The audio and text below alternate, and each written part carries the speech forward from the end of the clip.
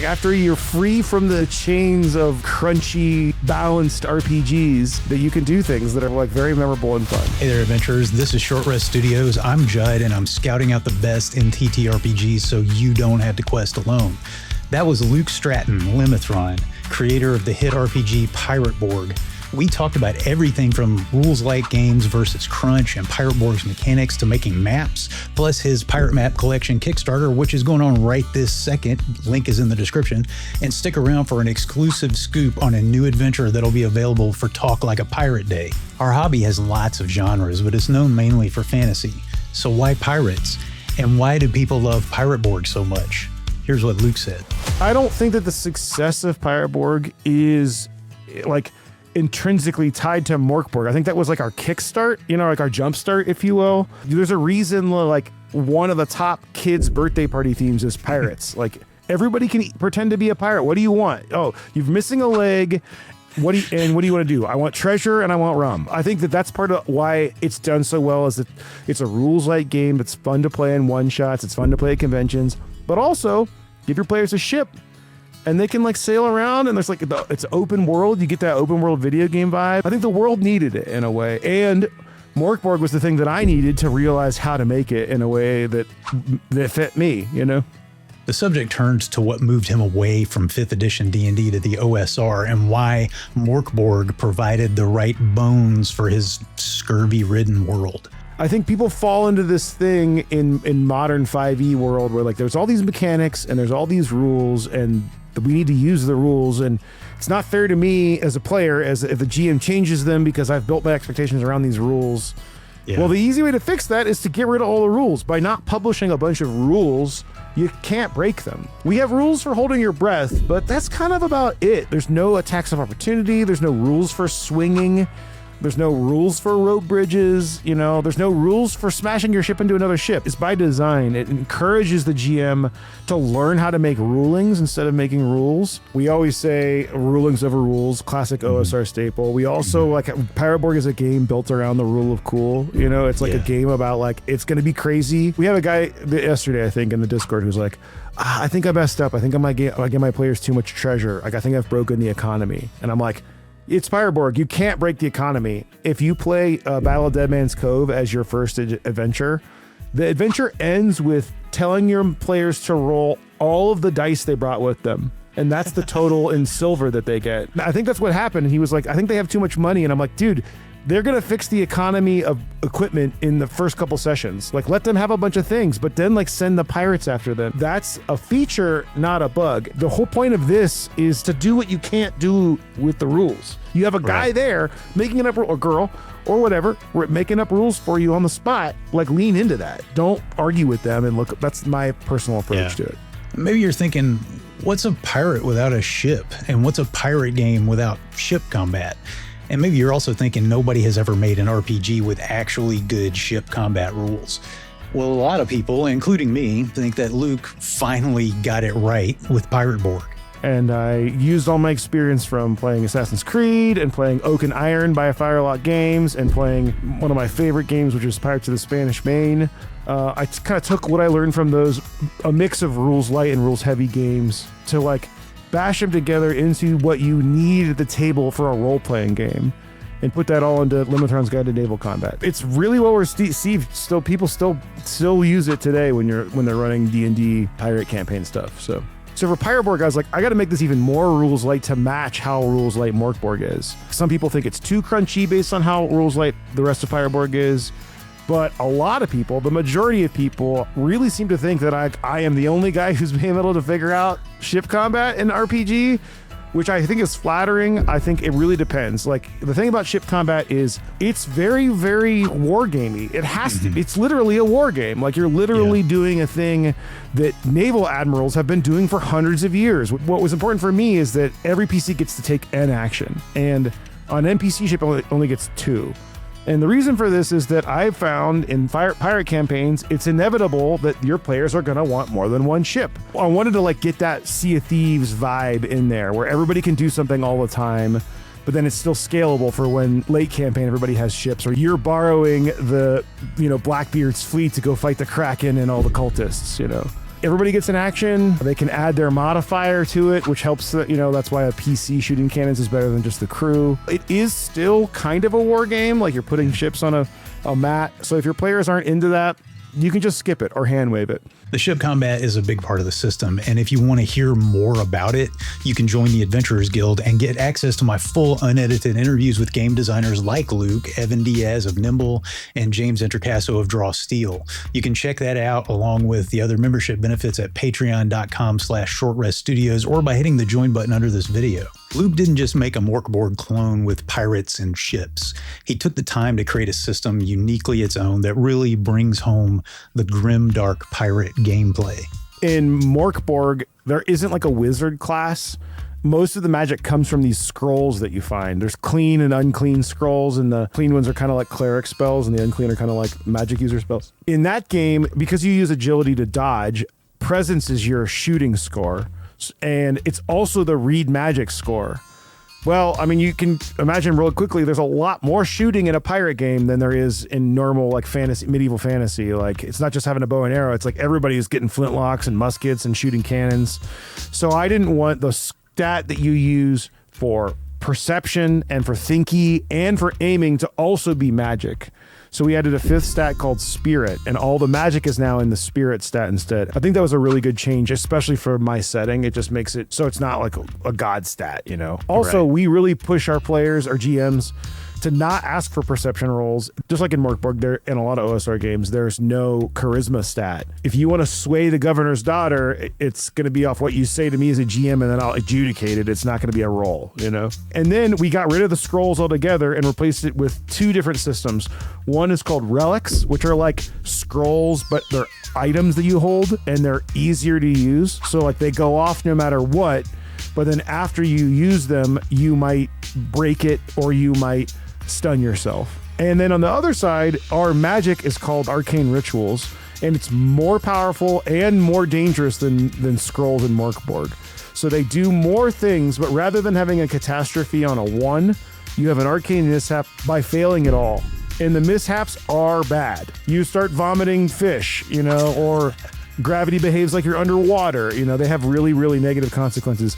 But because you have spellcasting classes like the Sorcerer and the Zealot, you can do things like, I'm going to spend HP and blood to make it easier to cast this ritual, or we're going to work together, or we're going to take 10 minutes, or we're going to take an hour. All those things like lower the difficulty. The biggest difference, that's not necessarily mechanic, but more kind of like conceptual, is that there's way more like support in the core book. There's basically a full bestiary and full generators and a full sandbox adventure, and the book is about twice as thick. This whole journey really started with Luke's love for creating pirate-themed battle maps. So now we have not only a brilliant TTRPG, but an incredible collection of more than 100 of those maps that you can back on Kickstarter right now. I want to let Luke tell you about it and tell us what makes a battle map great and not just nice to look at.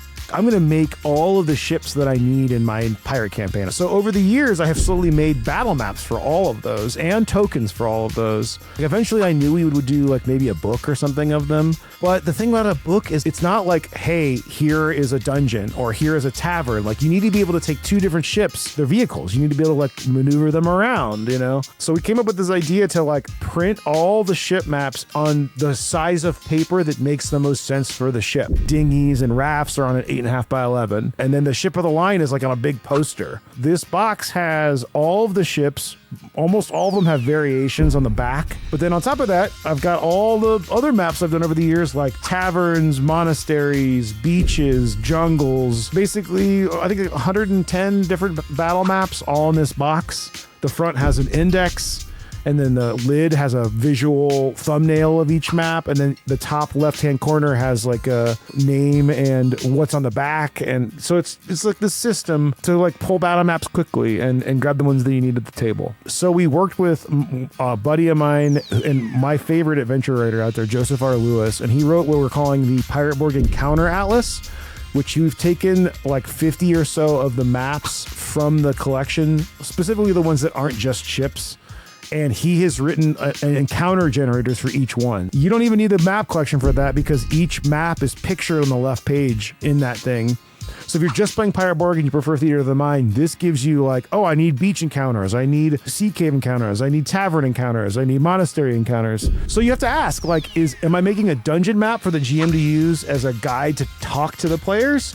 Or am I making a pretty thing to get you to buy something from me on the internet? Or am I making a great, perfect VTT experience for you?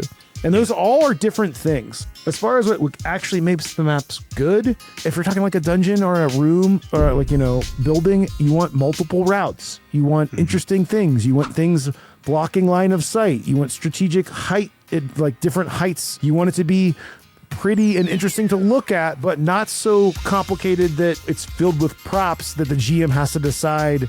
Like, whoa, oh, there's a book on here. I want to read this book. He's like, oh, there's no book there. It's like, oh, there's a picture of a book. Well, no, I've heard you talk about that multiple times. Yeah, dude, it's a thing, man. I really try to like think about the GMs when I'm designing the maps, but then also try to polish them to the level where they still look good. That's why you're paying for or downloading for free, because they all have a free version. Like, hand-drawn maps, because you get the best of both worlds, I think. When I get the chance to interview a game designer of Luke's caliber, I always want to know the philosophy that drives their creation. A lot of people talk about GMs and players, of course, but Luke's answer was pretty different. You have to design for the player. I have to get it out of my brain onto paper or PDF, into the GM's brain, and then out of the GM's brain to the player. This is one of the things I learned from Sean McCoy from Mothership Tuesday Night Games. He says, can this paragraph be a bullet list? Can this bullet list be a table? Can this table be a diagram? Can this diagram be an illustration? Like, can you always be pushing it that way? And I really try to encapsulate that when I am designing. I really try to have tables, clear visual hierarchy, bullet points. Matt Finch has talked about this a lot. He's the Osric and Swords and Wizardry designer, luminary of the OSR, one of the first of us, if you will. I'm not calling myself a luminary, but he talks a lot about how like a modern user, if you will, comes from a world where the internet exists. And the internet is like HTML and information design, and you're clicking on links and very clear headings, and it's designed, especially now with AI, to be like maximalized for efficiency. The first edition Dungeon Master's Guide is not designed like that. It is just a bunch of text coming out of Gary Gygax's brain. People don't have the attention span, nor do they have the time. It's not like we're like, 12-year-olds blowing off history class to read DNG. People who play my game, most of them are adults, and they have busy lives and kids and jobs and other hobbies. I want you to be able to like open up a page of my book and get it immediately with as little reading as possible. I think that's my core philosophy, yeah. What do you think of Luke's design philosophy, and does Pirate Borg deliver on it? Let me know what you think in the comments. I promised you an exclusive scoop, but first, let's hear Luke's advice for game masters. And just do it. If you have a system that you want to run, I mean, depending on how crunchy it is, book it, set it up, get your players coming, and read what you absolutely have to read, and then just run it. And then don't worry about it. Like, these games are fun. They're supposed to be fun. I think the other tip I would say is for any GM, new or old, that you should own the Warden's Operation Manual, which is really a tiny little zine from Mothership. Yeah. Which is designed for Mothership, but it's the best GM advice I've ever read on how to prep and run a campaign and what you need to prep. And you really only need to prep the first session, maybe only even the first encounter in a lot of cases, depending on your players, We've had a lot of 5e players come into Pirate Borg, and they're always like looking at their character sheet. They'll be like, what can I do? I mean, what do you want to do? The biggest thing we say is that your cancer is not on your character sheet. Just try to imagine yourself as the character, and then what do you want the character to do? If it's difficult, I'll tell you that you need to roll some dice for it. When players start suggesting dice rolls to me, I stop them right away. I'm like, this isn't that kind of game. And I don't run that kind of table. You don't want to roll dice. If you're rolling dice, there's a chance of failure. It's not like, hey, can I make a perception check? Or can I do this to convince the guy? It's like, no, just what do you say to the guy? That's how I like to run it. Failure in a video game, like in Dark Souls, the failure is never fun. Like dying 100 times to the boss isn't fun. Maybe some people are like masochists, but I like, it's not fun for almost everybody. What's fun is finally cracking it and that being worth the work you put in. That's a video game. That's not what role-playing games are. Failure is fun in a role-playing game if you frame it the right way. That means you need meaningful decisions, important dice rolls with interesting results. So like, if you can't open it, if you fail the roll and that's the end of the thought process, then don't call for a roll. You want to get to those big cinematic moments. You want dice rolls to matter. And when the failure happens, you want it to be interesting. Like, that's why you're rolling dice. Failure was interesting. Cool. Like, oh, you're now dead, or you are now missing a limb, or now he's going to go alert the other people. Those are the kinds of things that you want to be pushing forward for your players. Lean into it. And remember that the failure is often the thing that people talk about. The big epic moments come from failure, and then to triumph after. All right, I told you at the beginning of this video that Luke was exclusively sharing with Short Rest Studios a new pamphlet adventure that's coming out just in time for Talk Like a Pirate Day on September 19th. And here it is. Some of my team don't even know this yet. For Talk Like a Pirate Day, we're releasing a pamphlet adventure called Parrot Borg. You get to roll up. Basically, this is a little spoiler here, but you're on this island, and you're a bunch of parrots from a crew of pirates, and the pirates have gone aboard the island to sack the treasure from the fort, and they never came back. You have to go rescue your pirates from the island. You get a special attack as a parrot, and one of them is Mega Poo. So, and another one is spit.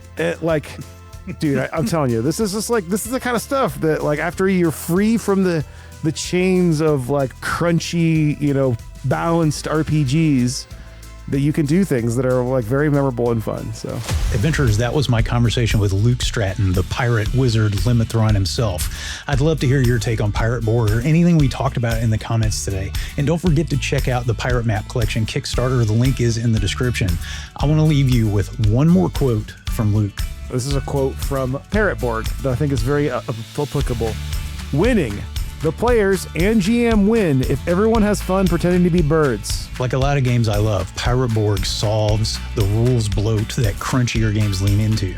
There's another game, though, that still captures the super heroic fantasy vibe and character options of D&D.